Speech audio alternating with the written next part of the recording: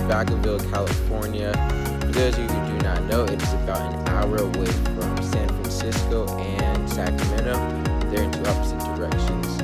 I had time off work, so I came out here. Clips that you just saw were from San Francisco, which is honestly like my favorite city right now in the U.S. It might stay that way, it might be until I go experience other cities. But just again, like I encourage you guys to go out and travel. Ever since I finished school, I've just been traveling, and I get a chance to. It's seriously so much fun. I had no idea I was gonna even like traveling until after I finished school. So it's kind of exciting to go see things, people, places, the culture. Just really, really cool. So I was asked to do a video about being a new grad in the ICU. So a little bit about that. Some people, you guys have probably heard that, oh, right out of school, don't go to ICU, go get your experience in the med surg floor, then go to ICU, or go to tele, then go to ICU. And I just say, if you want to do ICU, you want to go to OB, you want to go to ER, it doesn't matter where. If you want to go there, I just encourage you guys to just go do it. You're going to get experience no matter what. Each experience will be a different experience, but it's all great experience. So out of school, my choices were, I had my mind made up. I wanted to go to the ER, neuro ICU, or cardiac ICU. Obviously, neither one of those are med surg floor or a very simple field. Not that any of it is simple at all, but they're more specialized. So that's what I chose, and that's what I wanted. I wasn't going to be more afraid to be in the ICU compared to being in a med surg floor. Like, being a new grad in general is just already scary to begin with. So my personal hospital, they train you very well. Like, they give you tons of learning. Like, I went through 12 weeks of orientation, and most places have like 8 weeks on like other floors. So I had more orientation than usual, and they also put us through critical care classes. So we went through hemodynamics, we went through all the body systems, we went through codes. It's literally, it was school all over again. We had tests. It's not like a pass and fail, but it's like to see like where you stand. So we had tests. It was amazing though, because there's just so much learning that goes on.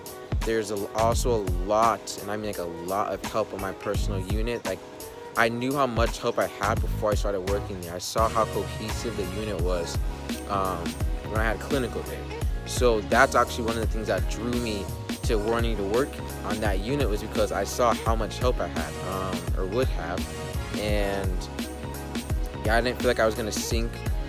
There's always people willing to help out, and even when I start my shifts now, they would say, hey, if you need anything, just let me know. And they round continuously asking me, even if I look lost, they say, oh, do you need help with something? So with that being said, being in the ICU as a new grad, there are a lot of things that you have to pay attention to. Like, attention to detail is super huge.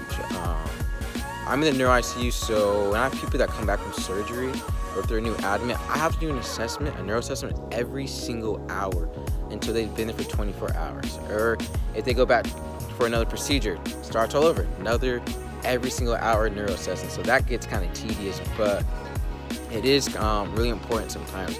I haven't been working, that long, but I've already caught like some neuro changes, which is exciting and scary. But that's just one of the things of being on my unit. Like, the assessments are super important. I have A line, so on arterial line, don't get much experience with that at all in school. We don't even talk about them in school, but those, monitor your blood pressure is the most accurate form, and that I got a lot of experience with so far, and I actually like it. It's a lot of technology in the ICU that you don't get on most units, so you're kind of experienced or open to seeing new things, so I think that's all a benefit. Charting sucks. Like, I think that's by far the worst part of the job, by far. I don't mind the task, the medicine, interventions, that part I love, but the charting is terrible.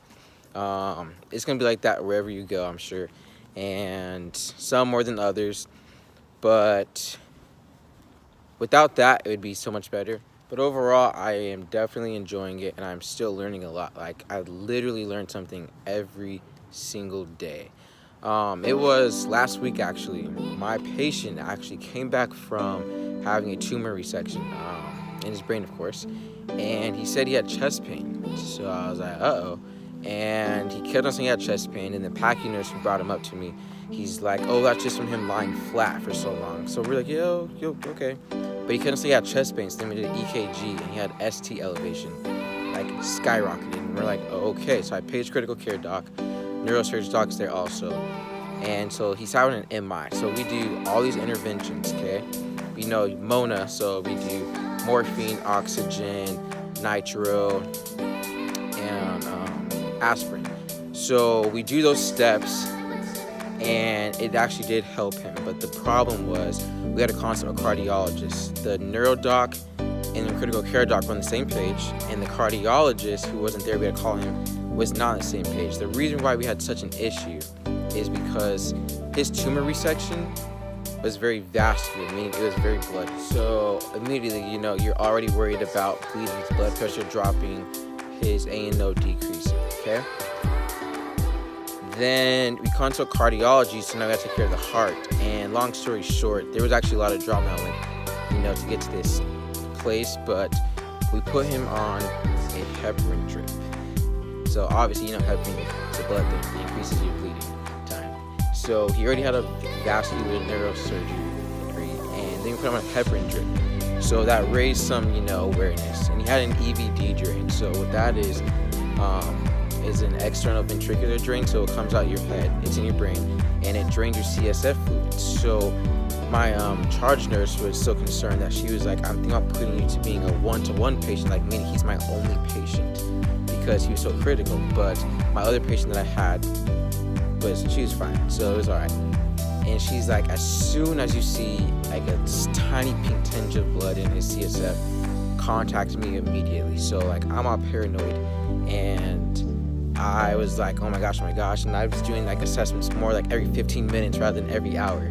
And then so thankfully there was no pink tinge in his CSF, so we were good there.